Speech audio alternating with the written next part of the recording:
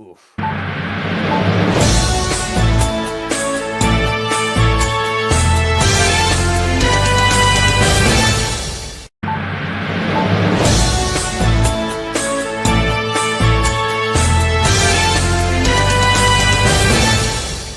It's a late night. I forgot to turn off repeat on the intro. Happy Tuesday morning to you, Dave. Tony is playing Chaperone. Right now, he's probably at the Smithsonian or maybe doing a lap around the Lincoln Memorial. I think he's on a field trip with the young ones. Just you and I today. How long, how many years do we have before you're doing chaperone duty at this on field trips? Oh my goodness. Yeah, I'm telling you, man, it's going to go by so fast. Oh man.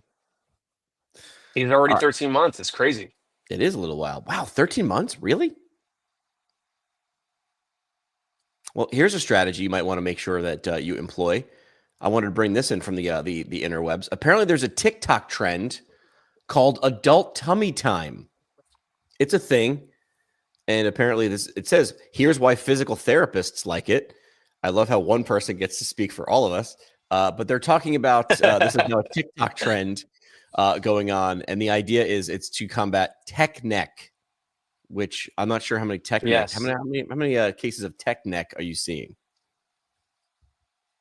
Yeah, a lot. And that adult tummy time is basically like a McKenzie extension bias. So I'm all for it. I mean, there's too many people that are sitting too much and slouched and all that. So if they're last night I do the things that are in these articles, right? Last night we're watching the Knicks versus oh my God, who did I play? Celtics came back. They won. The Knicks and Celtics last night, and I'm doing mobility on the living room floor, and I was literally prone on elbows watching the game. So what this is talking about, actually, like I do, but not everyone does it. I'm not saying like I'm a glowing citizen by any means, but like in terms of mobility and stuff, like I'm getting my tummy time. Absolutely. Just good spinal health. So this is good. So I wanted to bring that in from TikTok. All right. What do you want to talk about first? Do you want me to talk about my personalized podcast pitch that I use that I thought we could also spin and use for clinics? Let's do that. The video that you sent about Dutch Rojas, is that kind of the theme of it, or is it different? Yeah, it was a similar. So I'll just bring that video up. I'll hit play. I don't have to play the audio. But the idea was I was sitting around and I was looking at some different podcast guests, and I was like, who have I wanted to get on the show, and maybe a cold DM or an email, because maybe I know them. We're connected on LinkedIn, but I don't like know them. Tony had given me a challenge a while ago, like start swinging for the fences. Like, what are the odds someone like Alex Hormozi or Seth Godin comes on your show? Pretty small, but if they did, that would be like a complete steal. But they're not going to come on your show unless you ask them. So I created this like personalized video. I was cruising on LinkedIn. I saw this guy, and you followed Dutch Rojas, right? He's sort of this like healthcare guy who just loves spitting fire and bringing facts and spreadsheets and using data, and just sort of like, I don't know about like just like a lot of people will bitch about healthcare. Dutch is actually just bringing like receipts and being like, hey, why don't we do like this? How come we're not doing like that? So he's got some really great ideas. And I was like, he'd be a killer guest. Maybe I'll DM him. And then I'm like, I'm not a creative writer. Well, I'll just use text to speech or I'll use AI, right? But I'm like, I don't know. That feels like everyone's going to do that. Here's something anybody could do that I felt more personal. So I sort of looked up a little bit about him. I wrote a little bit of an outline. I used an app to edit a video, and then I just talked into my phone. This is on one take. I was like, listen, you're great. I think you've got some really good views. I'd love to have you on our podcast. Let's go. I did share this publicly though, because we're friends on LinkedIn, and LinkedIn's a place for business, and we're talking about the healthcare business.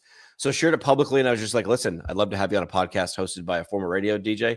Oh yeah, that's me. Let's do this. And the cool thing was, Dave included and a couple of other people chimed in. Oh, I'd see that. Oh, that'd be cool. So doing it in public allowed me to sort of say like, hey, look, I've got, a little bit of street cred. A couple people would love to hear you on the show. Would like to join? An hour or two later, actually under your comment, he dropped an email address. I fired that out and said, all right, let's book you on the show. And it worked. So that's cool if you have a podcast, but this show is like for people who own PT practices or healthcare practices. How could you use this? I don't think I would use it in public. Like, I don't think I would just like start posting on people's or sliding into people's DMs unless they were former patients. So I wanted to take the same tactic. And I was like, I don't know. What if you made like a 30-second video and just looked into the camera and said, how you been? Anything we can help with? Do you know anybody that, might need our services? Anything. Boom. Make it Boom. personal, and then slide that into an email or a DM if you follow them on socials. Is that too weird? I was just gonna ask, so we've done either automated or manual text messages or emails to reactivate previous patients. So we also will use things like the holiday cards, right? So like we'll send a holiday card and it'll be like my family and I on it. It won't be too like corporate-y. Those are reminders that we still exist, and if they have any aches or pains or whatever, like, hey, like you could contact us and reactivate, get an evaluation, continue treatment for a new thing, old thing, whatever it might be. So we've done your video that you're talking about to reach out to previous patients. You're talking about active reactivations. So we've done automated text, automated emails, manual text, manual emails. We've done the physical postcards, which is kind of like Goodwill. Now we got the baby, and so we're gonna get him in there, of course, and like that helps with just like less corporate-y, more like familial, like relational feel. So you're talking about sending a video like this manually or mentioning the person by name. And maybe not. Maybe we could do it not by name and you just record it once and you send it to previous people. I think some people in the New York City area might think it's maybe too much, but I think it could work. I think it could work. I would love to hear Tony's insight on this maybe next week when he comes back. But I think it's a nice touch. And whether it's the actual physical therapist speaking into the camera, if it's the front desk person, whoever's like the most bubbly, should probably do it. But if you're a patient who had back pain and then now you're doing pretty good on your own, and then you get this video from your physical therapy practice where you were receiving treatment, I think it can, for the most part, continue to build goodwill. And the best part that you've even mentioned this entire time was you're reaching out to them. Hey, how's it going? Are you 100%? Are you doing well? Just, we thought of you, just wanted to send this video, instead of like a cold text message or an email. But then you also said asking for like reviews or referrals, which is, this is covering all the bases. It's like, hey, we're checking on you. How are you doing? Are you 100%? If not, like, hey, let's get you back in. If you are 100%, wonderful. Yeah. Who might that would benefit from our services the way that you benefited from our services? I like doing it with whoever they saw. I don't know. Like, I feel like if they saw you and you were their PT, like I love the idea of the front desk person. And some places do have that person who's sort of an icon. And most places have like, in the middle of the bell curve, they have places who are super nice. Hey, saw you 6 months ago. How's it going? How'd that race turn out?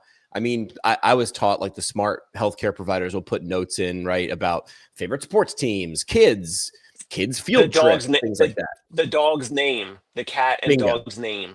Bingo. How's Scruffaluffagus doing? Doing well?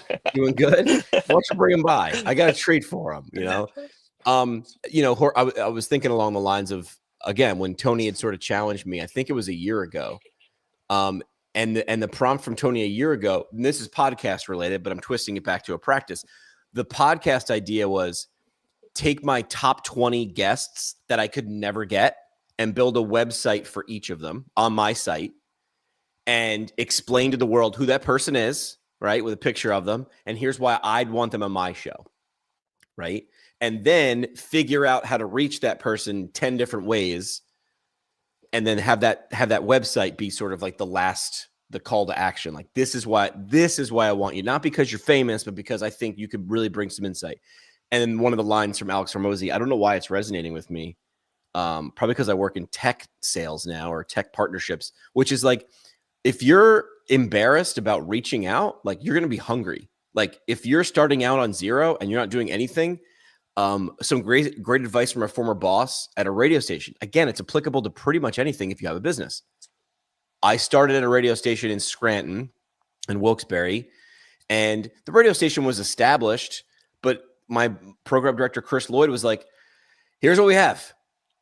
We have no budget. None, not $1 for promotion. We have a vehicle that's wrapped with our logo on it. We can use as much gas as we want because we have a gas card, and we have a photocopier. We can make as many photocopies as we want with as many different colored papers we want. Flyers. So we made like but of course we didn't, we made like funny Beastie Boys Sabotage flavored flyers or whatever. Like we made up fake commercials or something like that. And then we're just like, we don't care. We're like, motion creates emotion. And I feel like picking up your phone and texting someone is a thing to do. I felt like that video for me, because it fits my personality. Tony, we talked about this in a previous episode. Tony's like, I'm not going to the Better Business Bureau and shaking hands for 2 hours. Not my jam. It's not his jam. Good. Don't do that. He doesn't need to do it anymore. Doesn't need to, but he did do other things. Like Tony's idea, and I keep seeing people pop up, where you accompany a patient to a follow-up video with their physician after that physician referred him to you. That's like Taylor Swift playing someone's wedding because they asked. Well, she's not doing it every day. Tony wasn't doing that for every patient, but doing it for a few could resonate for years. And I've seen people still, I've been caught in threads where people are like, I did that. And oh my God, it was amazing. So I think this whole theme would really be personalized touch. And how can you make it personalized in a mass text message sort of world? And I think that resonates. I think it's different. I think this is why bell bottoms come in and then they go out again because everyone's doing it. And when everyone's doing it, it gets old. Do the other thing. So I don't know. I feel like that's a way to separate yourself. The best way to truly separate yourself and to do things that don't scale would be to say things that, like, you're making a video per person, which it takes more effort. Right. It takes more effort for that video to be uploaded or to be sent or whatever. But if I'm going to send Jimmy McKay a video, I'm going to mention, I don't know, I'll mention podcasts. I'll mention, Jimmy, I know you're in a men's ice hockey league. You just posted a story the other day with like the cage, the mask on that you had, your helmet and mask. Like I would mention those things so that you knew it was not a canned message. Correct. You knew it was completely made for you, just like the video you made for Dutch Rojas. It was completely for him. Extremely well done. You hit on all the great points. Like he can't say no to come on, like right. And like I said to you and Tony and messaging. I sort of did it in public too. So now he's sort of like, all right, got to do it. Now I want to wow the hell out of him when he shows up. So he's like, okay, this was a good idea. And you will. Because then you got a friend for life. Here's something I was trying to figure out this morning. You're mentioning I posted a story. I was playing men's beer hockey last night. We lost, by the way. I know. And it was until like 1:00 in the morning. But we're talking about this personalization. I got a DM in LinkedIn from the Gains Gods, an Instagram account. Never heard of them. They made a comment on my post of my story. And it said, from the rink to the mic, passion, grit, and a dash of chaos, beer league hockey vibes and podcast wisdom coming at you. And I was like, hold on a minute. And there's no ask. They're not even asking for anything. They're not even saying, hey. And then in my comments on a previous post from the Gain Gods, who have more than 100,000 followers on Instagram, only podcast can go from beer league intensity to dropping life lessons on selflessness in the same breath. Love the range. Talk about a growth strategy. 2 comments, right? That were both personalized. Now, look, at worst, are they actually trying to build rapport? And like, this is how you build a relationship. Wow. Who would have thought? Like, at no point did they say, follow me for whatever, or like, that's the best part. If they had done that, I would have been like, I'm out. All they did was drop 2 comments. Here's the thing. At worst, I've got to go to who the Gain Gods are. 136,000 followers. And I'm like, you know what? You earned my attention. I love these 2 phrases, right? Pay attention, spend time. You earned it. I had to give you 5 seconds to check out who you were, right? The Gain Gods. They're all about making videos for people you probably watch anyway. Teaching agencies to scale to $20,000 a month. It works though. Like, could you be a client? You could be a client for them. That they're gonna slowly build some rapport, and maybe you'll pay them for their service eventually. That's would you say that that's the ultimate? Like, what's in it for them? Yes. and you know that it's repeatable, right? Or they've paid someone to do this over and over and over and over again, right? Like they're doing the quick research. Yeah, Or but they're they copy pasting. connected you with podcasts and ice hockey, and that takes a little more A little bit of understanding. You time. can't outsource that to someone, in another country to do a VA to do that. I mean, maybe, but you got to have a little insight into like I'm reaching out to Correct. this dude Jimmy McKay, and I'm What connecting do I his say? range of podcasting and this ice hockey thing, which was only a 24-hour story that you're posting. Correct. I don't talk about ice hockey 99.999% of the time. It was Right. just that story. So look at it this way. What would you said? What would the ultimate goal? Well, the ultimate goal is if they're like an agency, they want a client, and every one of those clients is going to be worth a lot of money to them. Right. That's valuable. But the steps, right? So I love using this parallel of dating. So the step was not I'm going to message and get married to Jimmy. That's too big of a leap. Of course. No, Right? So the first one is I'm going to read it and go, who is this? This is a pickup line. A pickup line should be funny and intriguing and make you want to be like, okay, you got 8 seconds. I'm going to give you 8 more seconds. So you're leaning in. You clicked on the profile. You're leaning correct. in. Lean in. All right. Who are you? Let me. Okay. Who you got? So the pickup line leads to the first drink or the first 15 minutes. If that goes well, you should ask for, let's go get coffee or something low stakes, low investment from the other person, right? I clicked on their profile. Maybe I'll scroll and watch a few videos. And then after a while, the goal of watching the videos would get you to go, you know what? This is good. I don't want to miss this. So I'm going to save this phone number or make an appointment to see this person again and have a date. And then after a while, if I'm like, you know what? And I ever run into an ideal client for the games gods, how would you not suggest them? Because you're like, you know what? I watch these guys every day and they put the videos and it sounds like just go, you know what? Go download their guide or go follow them yourself. So this was a really, really stupidly simple example of earning attention and rapport. And I think that because we're healthcare providers, we overlook it. And you're mentioning, not that we have like the biggest audience ever, but you're mentioning it right now. Like we talk about things that are like remarkable, meaning it's worth making a remark about. Correct.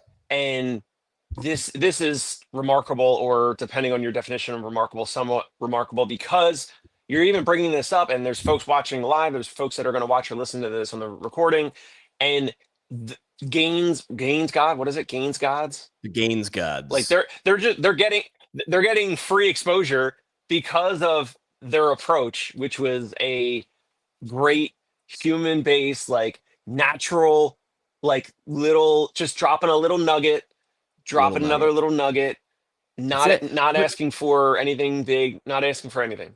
No ask, not even an ask. Like some people would say, like, you need to have an ask in there. Do you? Look at the email I got this morning from a guy by the name of Seth Godin, who's written an email every day for a bajillion years, knows what he's doing.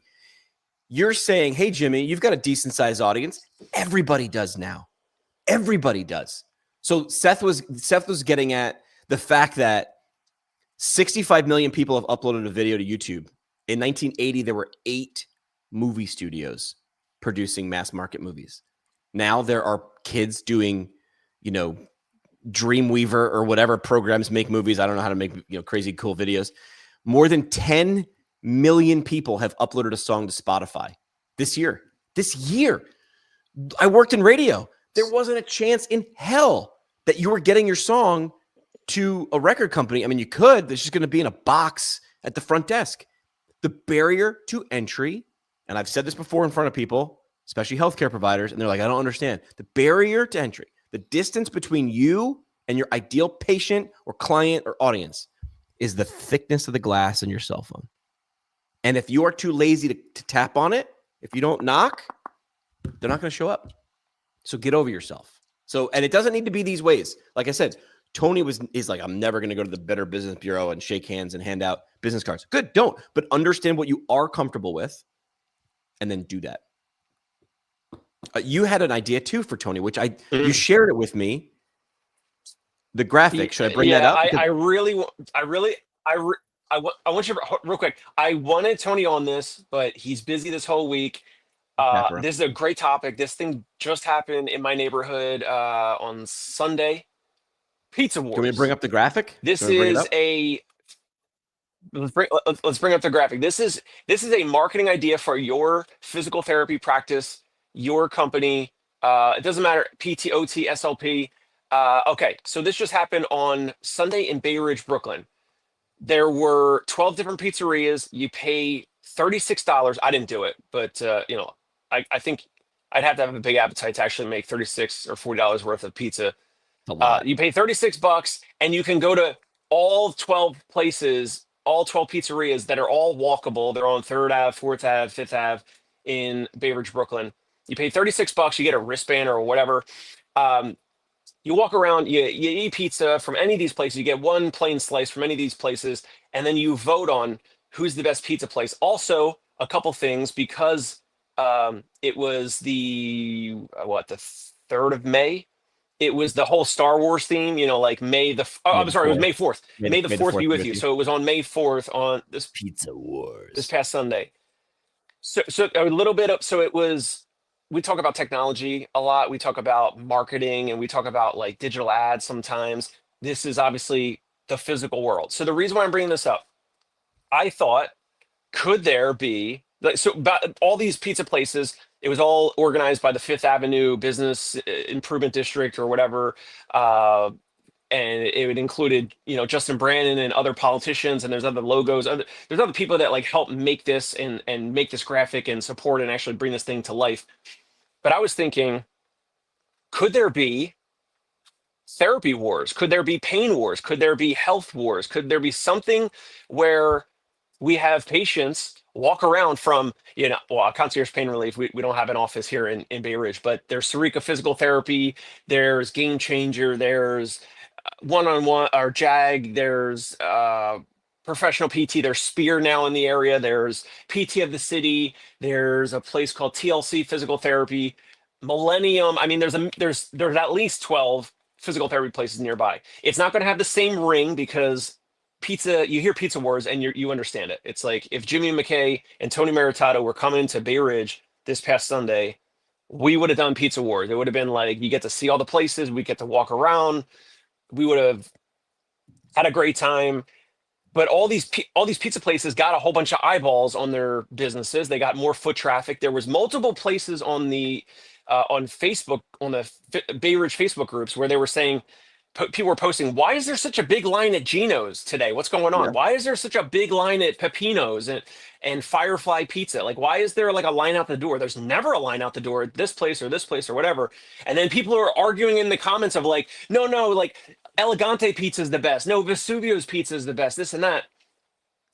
I know this is a lot easier with pizza. Could there be a community-based, so all the physical therapy, maybe chiro, maybe massage, whatever, we all team up together and we say, hey, we're going to try to, we'll get people to opt in, their name, their phone number, their email. With their permission, we're going to share all their contact information, which doesn't happen with these pizza places because they don't care about leads. They don't care about actual customer. They just sell slices and they know people are going to walk by and get, pizza. Could this work, Jimmy, up near Yes. you? Could this work if back when you used to live in the Upper West Side, I think? How could we make this work as a community-based thing? We got to name it. I threw out some names: Pain Wars, Physical Therapy Wars is kind of long, Health Wars, which kind of sounds weird. Tony probably would say this is like a weird idea and he wouldn't want to do it. But No, how could this approach be used for therapy practices? So I would take all the idea and I would just change the name. I don't think it would be wars. I think it would be more of a scavenger. Okay. This is scavenger hunt, right? The healthcare providers in your neighborhood are subjectively good or bad, just like pizza places. Like I liked Freddie and Pepper's on 74th and Amsterdam. That was the best pizza in the city. And it was around the corner from Levain Bakery, so you get a cookie the size of your head. And I was like, boom, boom, I'm done for the night. Now, there's 50 bajillion pizza places in the city. Are any of them bad? Not if you're in New York. No, most of them are good. But they're not really your competition because some people like yours better than others for no other reason that they just like it. So could you combine forces with people that are your competition? So I don't like this idea anymore. I love this idea. I want a group of someone's to come in and be like, we did this and here's how we did it. So as you were talking about this, so let me see if I can reframe. You paid $36 and then you could go to any of those pizza places and get a slice for a whole day. Yeah. Like if I now think this is not an expensive proposition, this is cheap. This is if you're a family This is your whole day. Or if you have friends in town, Well, no, we're gonna walk. it's probably $36 per person or per adult though. Yeah. In New York, though, I mean, that's that's a meal. Yeah. But now there's the element of this is why breweries have beer flights. I'm gonna be, sophisticated. I want to try a little bit of this, a little bit of that. So I would say to make this work for healthcare, I'm thinking about. It always goes back to beer. Always goes back to beer with you. It goes back to beer. Well, yeah. So I'm thinking about in my hometown, and so I can answer on behalf of Tony, I think anyway, or at least slanted towards Tony, because I'm not in a big city right now. I'm a little upstate New York City, and I've got my buddy John DeNoyles at Resolve Physical Therapy, and he just built like a recovery room, like a very rehab to perform me, Josh Funk vibe recovery room, red light, compression. How do you get them in? You actually combine efforts with the massage place down the street, the chiropractor. Yes, that's what I'm talking about. Gold's Gym. I want to break down right now. So your buddy's place, and if there's 3, 4, 5 other places nearby, we create a name for it. Whatever they agree to the name is, we got to think of a price with the prospective client's permission. Mm-hmm. All the practices get to share Jimmy McKay, his phone number, his email. Everyone gets to get the lead information so that they can all contact you later. And you have to pay what price? And then you and I, we get to go to PT in the park. Okay, PT in the park. That's cool. I'm thinking in this area of where I live, there's 2 things that are big. One is hiking. So it could be like a hike or a trail, right? Health trail, exercise trail, or we have a lot of wineries up here too. So it's a tour. It always goes back to alcohol, but they do wine tours up here where you like rent a limo for the day and they bring you to 6 and like, don't worry about it. We provide food and we'll bring you from place to place. You don't have to worry about it. Originally I was going to say, make it free, but I don't want to make it free. I want people to pay for a little bit, but then I want to sprinkle in some love, which is, hey, if they're paying and now there's a little bit of money to work with, give them something. You could give them a free, recovery room session or a physical object, a t-shirt, something. So even if this is your rotisserie chicken at Costco, you make no money on this, but you break even or even lose a little bit of money, right? You still had people. This is even better than just clicking your website. They stood in your facility. This is not what I felt. You walk into John's Resolve Physical Therapy. This is not what you think of. There are no beige walls. He's got squat racks and he's got big heavy weights and he's got the stuff that you feel like, oh, what's physical therapy? I didn't realize this was physical therapy. I don't know if John can pay for that, right? Besides doing something like this. So maybe like a card that you get stamped and when you get them all, you're entered to win the grand prize, which is something awesome from all 5 or 6 stops on the tour. This is a pub crawl. An iPad or whatever. Right. Bars realized this a long time ago. People don't love one bar. They'll check out bunches of bars. Look, I got beer at that bar. I got beer at that bar. Yeah. But you don't go for the beer or the vodka. You go for the vibe. You go for the ambiance or whatever. So Scott loves the idea. So I think you try it. I don't think you make it too complicated. 5 maybe organizations. Make them varied. It could be 2 PT clinics if they're different. And even better. Like how great would that be? Right? Yep. My second idea was something we did, and I've got like 85% of the idea. Maybe you or someone watching can help me bring it home. In Northeast Pennsylvania, when I worked in radio, we had a radio group. There was always like a Coke and a Pepsi. So there were 2 radio groups, 2 newspaper groups, and 2 TV groups, right? And we all had it was Access and Allies, right? Alliances, right? So we paired with our TV group. They wanted to do this thing called the $1 Million Meltdown, where they said in 5 years, Northeast PA is going to get healthy and we're going to lose $1 million together. So then the goal of the TV spots where they were always sharing like health tips or visit this physical therapist or whatever, get checked up. And the idea was you'd log into their website, boom, they already won the minute you made an account to log how much weight you were losing, right? And then you could share how you did it. And it felt like it felt very gamified. So the radio station would play the promos and we had stuff on our website and we'd have our DJs get into, videos, but we'd put our own spin on them, right? We were doing crowd surfing, right? Push-ups or something like ridiculous like that, but to put our own spin on it. I feel like if you make it a thing, nobody loses. I know that you think that the person who has a PT clinic down the street is your enemy. Dave just riffed off, like you obviously know them and you know what they're Yep. good at and what Yep. they're not good at. And hopefully they know what you're good at Yep. and what you're not good at. So I don't think they're your enemy. I And think PT Wars is a great idea. and ultimately the consumer, the neighborhood family or individual that's going to bounce around to all these therapy offices, chiro, massage, whatever, they're going to check out all the spaces. They're going to check out all the offices. They're going to meet some of the team from all the places, right?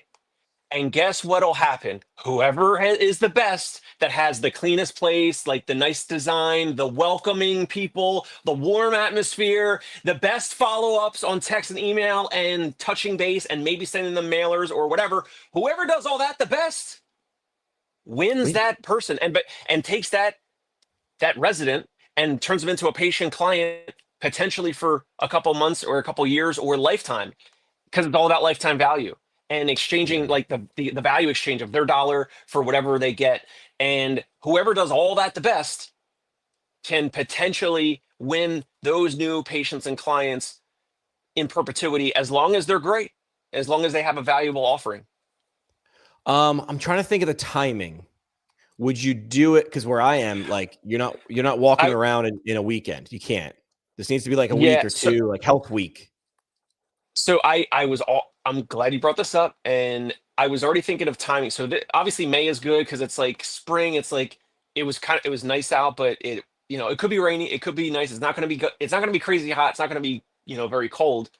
I thought because they did the by the way, I don't know if I mentioned it. They were doing the Star Wars, like May the Fourth be with you, and they also said wear your Jedi robes and your Sith capes and wear your costumes for Star Wars, which I don't have any Star Wars costumes, but there were people doing that. So that made me think of what are the other things, and when are physical therapy practices the slowest?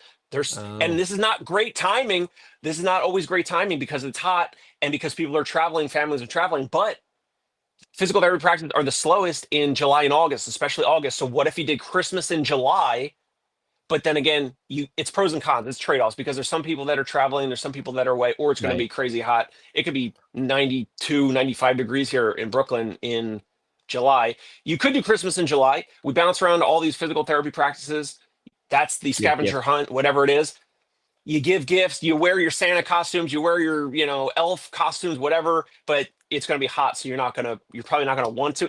I would just throw that out as a potential reason to have it. But then, ideally it would probably be better for like September or something. I don't know.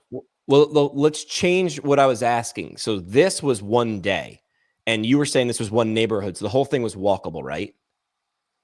So what I'm asking is like, would you do this if you were going to do the health trail, the town of Montgomery or the Orange County health trail? Ooh, maybe expand it a little bit bigger where I am, make it countywide, because then you could get things like batting cages or facilities like that, CrossFit, whatever. Another angle. There's an Instagram account I think called Battle Bus. This dude just drives around to parking lots outside gyms or like at 5Ks, and he's got a pull-up bar mounted in the back, like socket of his van, and he just takes videos of people doing pull-ups, and that's his whole Instagram account, because some people do a lot and some people don't, whatever. Like, I like that angle of making it a challenge. So there needs to be a challenge at each thing. You need to have, it's almost like when you go to like a lake at like a public park and they've got that whole loop around the lake, and every couple hundred yards there's like an exercise station. Be the station. What am I coming here for? It's not to check out your space. No one wants to check out your PT clinic. They want a purpose for them. So my question, my next question, going back to when, would you do this over a weekend? Would you do this over a week? Would this be month wide? Because if it's too long, I feel like it's too ambiguous. If it's too short, the window might open and close too fast. Or do you do it once a month, the first Tuesday? I don't know. Maybe a weekend, maybe Saturday, Sunday, maybe Friday through Sunday. I don't know. Yeah, the thing with the different places and little mini challenges. Golf driving range is one that you could objectively see, like, can I hit it a certain distance? A batting cage, you could just set up like a short temporary wall, and like you just got to hit it over the wall. If you're at a physical therapy office, I think it's a little bit more challenging. I don't know. Do you do something like boring, like planks? Like how long can you hold a plank, or can you hold a plank for a minute or something? So or what about choose your own adventure? I think I talked about the combine idea, where like if you wanted to treat volleyball players, create 5 objective tests that volleyball players should be good at, and then test them and then chart them and then rank them and make it like a combine. So maybe it could be like you walk in like, who are you? I'm a swimmer. All right. So it's going to be something overhead, right? Or I'm a runner. All right. It's going to be in dirt, whatever. How fast can you run a trail? I don't know. This is where you have to be creative and actually think from their point of view, because this is hard. What's too easy and too cheesy? Don't do that. What's too impossible? I'm never even going to start. Don't do that. You got to find that Goldilocks, that middle. Yeah. I love it. What else? What did we not cover? We talked about like potential approaches and timelines and what do they get out of it. I didn't even think of a scavenger hunt or a hike or, those are the things you brought to the table. So thank you for that. I love that. What else are we missing other than the name? The name. Yeah. I mean, personalize it to your area. This is where like being location based, like Orange County Health Tour or something like that, that where I think is being good because it feels like it's local. My former professor in Pete, scavenger hunt, health hunt. Yeah, this is personal though. Scavenger hunts, I don't like them. I like challenges. Like, you know what I mean? Challenge? Like, I'd rather go on a challenge than a hunt. Like, because I know it's cheesy, and when you do it at conferences, like, go get your badge stamped and everything. I don't get any. I'm like, I'm out. I'm not playing your silly game. But if it was like when I was at conference with Blaze Pods and they had a dry erase board and we were doing the same, everybody was doing the same Blaze Pods challenge, and I wanted to see if I could beat the score, I did that. Like, because that was I felt like I had effort versus just show up and get your badge stamped. I'm like, no, I don't like that. That's corny. But I get the reason why. But that's what I mean about being a little lazy. Well, it's a scavenger hunt. Just come stop in our office and get your badge stamped. No, you got to give me a reason to get there. And getting my badge stamped helps you, not me. So, but yeah, if I want to try out your new Normatec boots, or I want to try out your new Blaze Pods, you're a baseball player. Oh, look, it's May. Check out your reaction time. We've got our Blaze Pod wall. Come and see where you stack up against everybody in Orange County. Like, that is different. I might just be like, I'll try that. I want to see where do I stack up. I'll give you one more twist. I was like kid swim coach in PT school because one of my professors was like tied to the swim team. They were called the Holy Mackerels. Talk about a team that understood the assignment. Everyone's going to be the Sharks or the Whales or the whatever, Barracudas. They were the Holy Mackerels. Best swag in Northern Virginia swimming. To do a fundraiser, she would do probably a 2-hour window, amazing race challenge. So now it's not a scavenger hunt. She would sit at the final destination, which was the pool, right? And then all the teams, she'd have all their phone numbers on ready to go, and she'd text the clues out to them. Now, to make sure that they got and did the clue, they had to take a picture of them at the location. The answer was a location, a historical location somewhere around the area. So they would submit their answer. They would drive to that location and do it. There were challenges along the way, like video yourself shooting 3 free throws in a row, and we'll take off 5 minutes of your time. And then ultimately, whoever could achieve getting back, you gamify it. I know it's hard, but getting people to pay attention and spend time, the low-hanging fruit's been done, right? The easy stuff's been done. Hanging a sign outside your facility is done. CJ agrees with me. Incentivize. Leaderboards, incentives. It's about recognition. Yeah, it's about recognition. Dude, we're big, dumb animals. We like to see where we are. As kids, you watch kids run 100 yards and look at each other. Based off of what CJ just said, and you were just saying a minute or two ago about you like to do the challenge instead of the badge scanning, I agree. I'm the same way. What percentage of the population is that way? 'Cause you and I'm very competitive. I think you're somewhat competitive in terms of you want to challenge. You wanted to do the Blaze Pod thing, but not do the passive, like, I'm going to go around, scan my badge. Plus you scan my badge and it gives you probably my contact information. Then you're going to like send me emails later. So yeah, it's a participation trophy. I just showed up, whatever. What percentage of the population, and maybe a therapy practice doing this approach, that's who they're looking for. They're looking for active individuals, not passive patients and clients. Listen, if you aren't here to do the 60-second squat challenge, you're going to hate PT. And I'm not going to spend my time on you. I'm not going to spend my time convincing you to like the thing that I'm really good at. Look what Pizza Wars did. We're big weirdos. We're dressing up like Wookiees and eating pizza.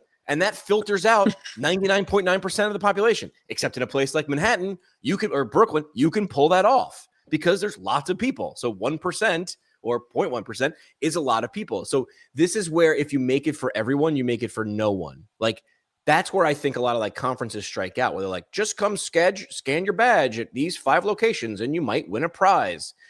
When I see everybody zigging, I zag. I think a lot of people are like I get what you're doing. It's cool, but I'm not into it because it doesn't feel like it's real. It's fake.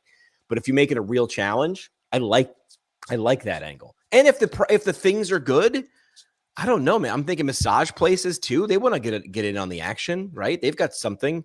I don't like. Does it need to be completely related to the place, like the massage challenge? Like, how relaxed can you get in 28 minutes? Like, no, but it could be something. You know what I mean? Like, Yeah. I don't know. It's finding the ideal client or customer in your neighborhood to come step foot into your place. That's the whole point. Then after that, it's up to you. Correct. But you have to meet that threshold. You have to meet a minimum threshold of like, is that worth me walking or driving there and spending 20 minutes and a little bit of like, I know, like I'm pretty outgoing, but I'm like, I'm going to walk in there like, hi, I'm here for the health tour. I don't really know what I'm supposed to do. I'm supposed to walk in, like, make sure it's clear. Like, this is where like investing, because okay, now let's go objectively. If and you should know some of these numbers, although these numbers might be new, for every 100 people that walk in cold, how many do you get to a completed plan of care? If that's your thing, if 100 people walk in your massage spa, 100 walk in, how many do you get? Do you walk out with a package? Like, I don't know. Are you tracking that number? Because if you can, you're like, we're good at conversions. And if you are, then you need 1,000 people to walk in your door. So this is the way. It's give people a reason. Existing and having a clinic and having a physical space is not reason enough to get me to walk in and check you out. I'm very sorry. I know it feels like a lot of effort on your part, but it's not. Love it. Any either continuation or new topic for the next 14, 15 minutes? What do you got? Anything else? The only thing I would say is I was asking you a question as a practice owner, and this is like completely self-serving because it has to do with my job. But I mean, I'm honestly curious. So if you're a practice owner, number one, I asked a question on LinkedIn, how often are you doing like a financial assessment? And most people, what do you think the results would be? Like, I was like, never, rarely, sometimes, often. Well, are therapy practice owners actually going to answer that question honestly when they do a LinkedIn poll or not? Because it's the internet. What they might say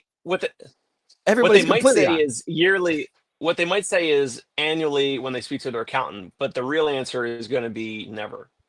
A lot of people were putting sometimes. That was the most. So it's like never. No. Oh, sorry. Rarely. It was rarely. A lot of people so it's never, rarely, sometimes, often. A lot of people put rarely. And I was like, okay. So then that is absolutely, because that's a safe way of being like, I'm not saying I do it all the time. Like, how often do you work out? Every single day? It's like, sometimes, rarely, 3 times a week, rarely.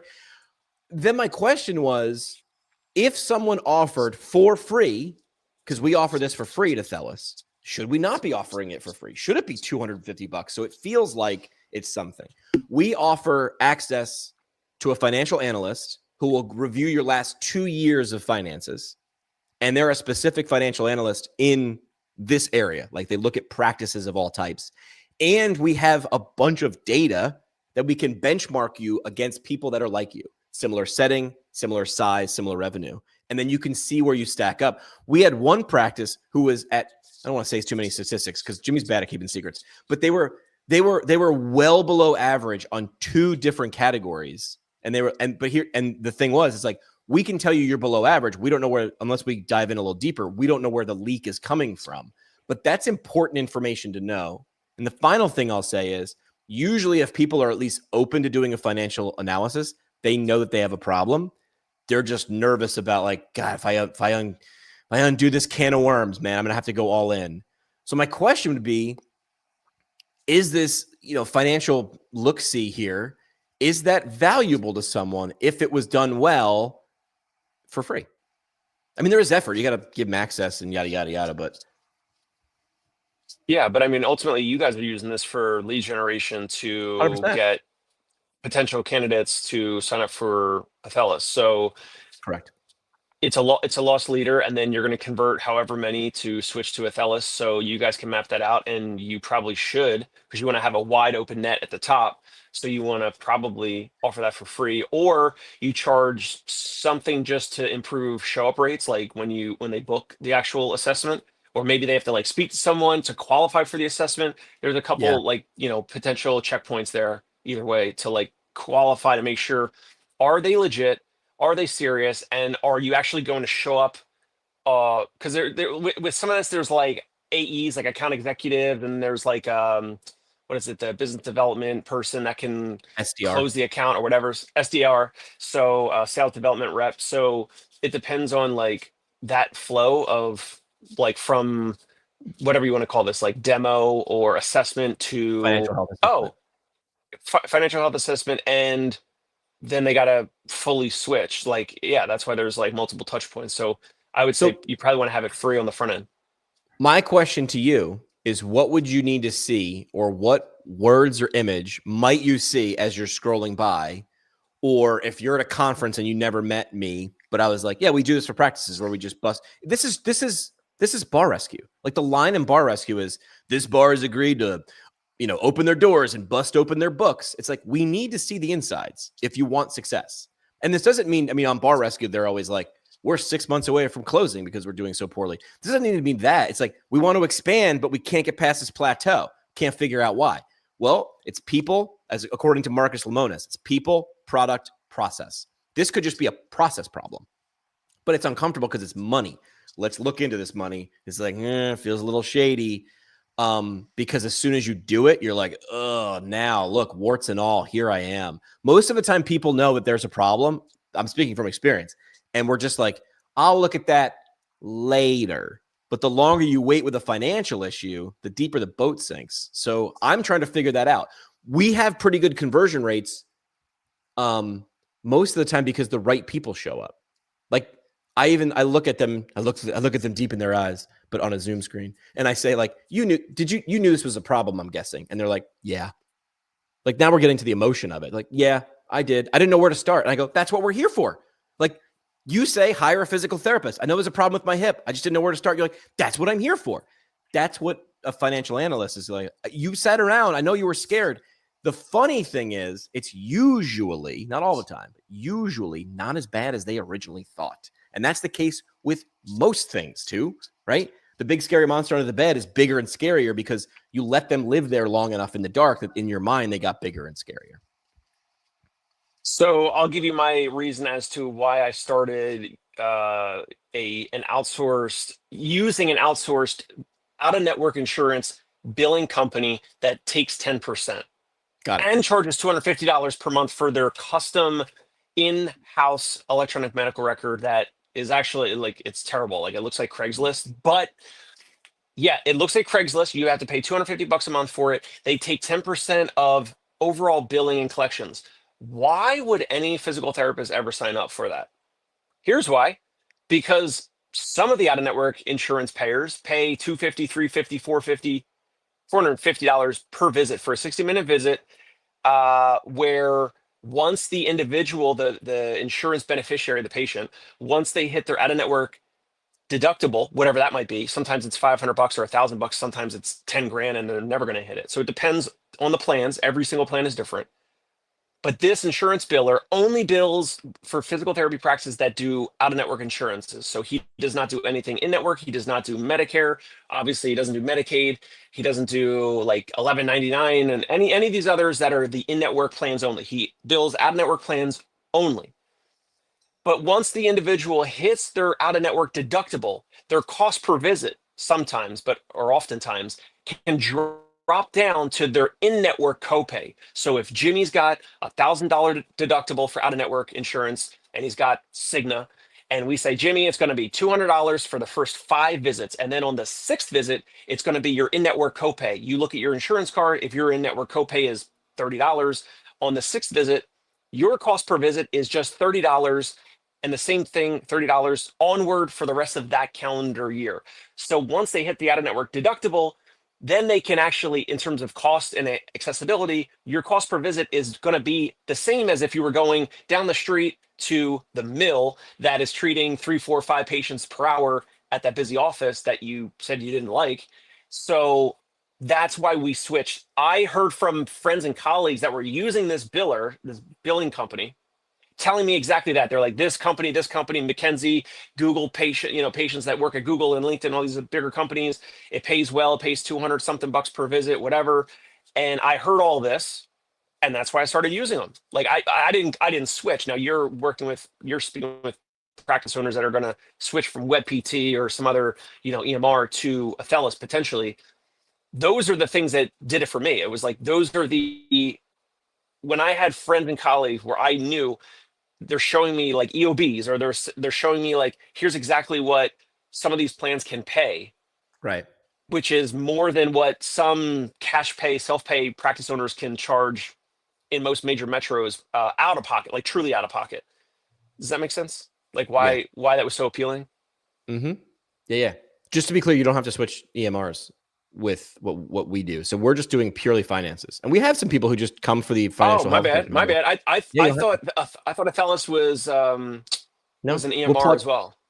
We have one. You don't have to use it. It's like Apple. You have an iPhone doesn't mean you have to have a MacBook. You can. You don't have to. What if I sign up for Athelis or someone else sign up for it? You just take a percentage of the savings, or what?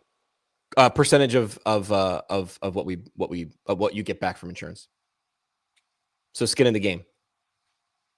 Yeah. So if I'm not getting back, let's say I'm not getting back. Let's say I'm using WebPT, but I'm not. Let's say I'm using WebPT just to knock on them briefly. And Athelis plugs in. We do the financial assessment, and then let's say potentially you guys say, "Oh well, based off of everything you're doing, if you don't change anything else, if you don't change your coding, your billing, your documentation, whatever, you're missing out on 18% difference." Right. And you're going to take a percentage of that 18%. No, we take just like most billing organizations, we take a percentage of everything billed from the relationship forward. So you so pay. But you're gonna now be my biller as well, though. You're correct. Because if I'm doing WebPT and Therabill, because they bought Therabill, correct. So if I'm using Therabill, I no longer use Therabill. I have to use Athelis for my billing and my revenue cycle management. Cameron, right? Correct. So you can use any EMR you want. I shouldn't say any EMR you want. For May the 4th. Beware of absolutes. Is Cameron's on your team? He's at Athelis? Cameron is one of the newest members on our team. I'm going to get him on the podcast. This guy, it comes from a different part of healthcare. Dude's wild. Okay. But he's saying we're platform you grow into versus out of, which is, we see some people who are like, listen, we could save you this based on our analysis, right? We're not trying to, we can only make suggestions, not decisions. But the idea is, there's some people who are like, listen, we're only going to be able to save you 3% or a little bit. We can give a number, but it's the ease and the simplicity to get there. So that's sort of what we, I'm using air quotes on a podcast, what we sell, which is, we might be right there with what another RCM platform is doing, but it's less work and time on your team's part, which is a hidden cost savings. I mean, I talked to so many office managers, and like, once the owner isn't on the call or just away from it, they're like, I'm so frustrated with this thing. This thing is such a pain. And a lot of times it's the office manager who's actually driving the bus on this, because they are the ones that have to interact with it. And they're like, this thing sucks. It takes up so much of my time. Smart owners understand that their office manager sucking up too much time, getting one thing paid. Hey, we got that $100. Oh, great. Took me 6 hours. Oh, this is why insurance companies do this, because they know people aren't dumb. They're big dumb animals, but they're not stupid with their own time and effort. So it's like, even if we didn't save you any money, right? Even if it was the same, it's the simplicity. And that's what you try to sell with. That's why I always have my B2C value pyramid, right? You sell simplicity or reduces effort or avoids hassles. It doesn't always have to reduce cost. Sometimes it does, but if you can get to that deeper thing. So that's why I brought this up. This wasn't to do just a pitch. It was, what do owners need to see, not to get them to switch to Athelis. That's getting married. That's too far down the line. It's a big commitment. Just to go on that first date and like, listen, let us plug into your EMR. Let us do the health assessment. We'll do it for free. If you like what you see, we'll go on the second date. If you don't, hey, shake hands. We're going to go date someone else. Keep using dating analogies. So that's my question, is like, I want to know what what practice owners actually care about, like, and what words to use. I want to use their words. So that's sort of what I'm thinking about.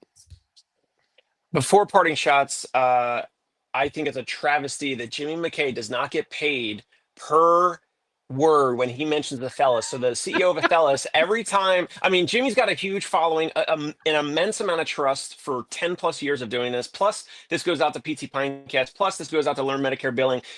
He deserves a dollar amount per time he mentions Athelis in a positive light. And obviously, it's always mentioned in a positive light. Listen, I appreciate that. I want to get someone from Athelis on the show. Like, these people have varied backgrounds. This is one of our board members. This was not me planning saying this, but this guy Hamant just wrote this book Unscaled. You and Tony, if we ever did book club, which I don't know. I'm a little bit of a reader, but this guy's on our board.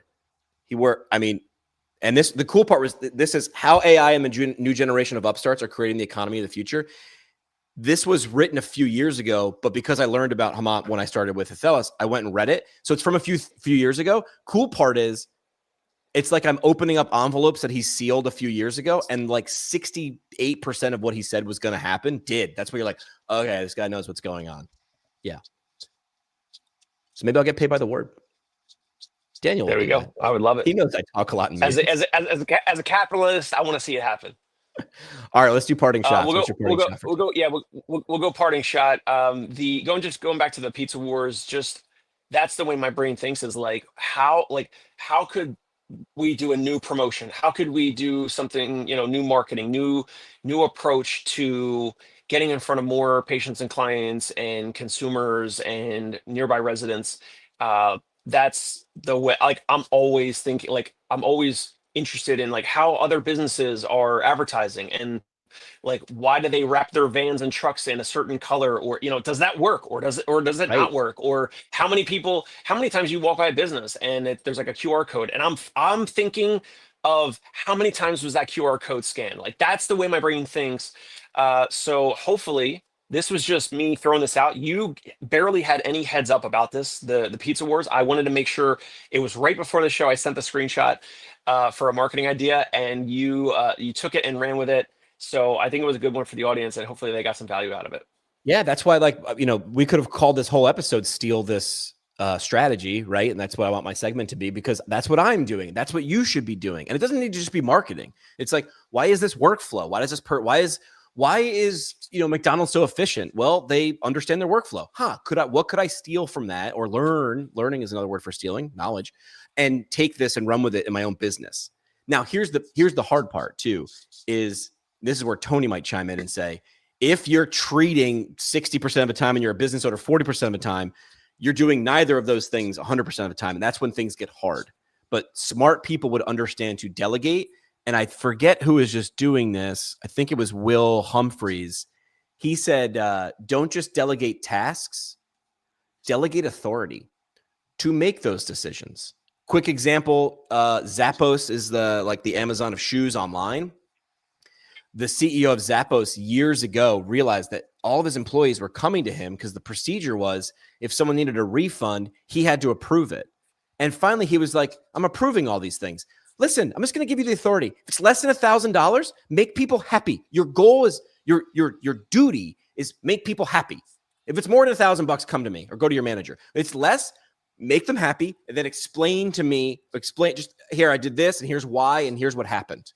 Give them authority. So a business owner, I'm very sorry to have to tell you this. You are the authority on how you will communicate, market, and develop your business. No one's coming for you to help you, unless you ask, and they're only showing up unless you give them something of value. We'll be back on Thursday. Tony will still be on chaperone duty, but we'll get him a DMs and we'll think of some really good topics. And if you have some, send them to us. What do you got, Dave? We need more topics. We just need more topics between now and then, and we'll get them. We'll send them to each other and DM. We got it. All right. We'll see you on Thursday. Check out the Dave Kittle Show, Learn Medicare Billing, and PT Pinecast. May the 6th be with you. I don't know. That doesn't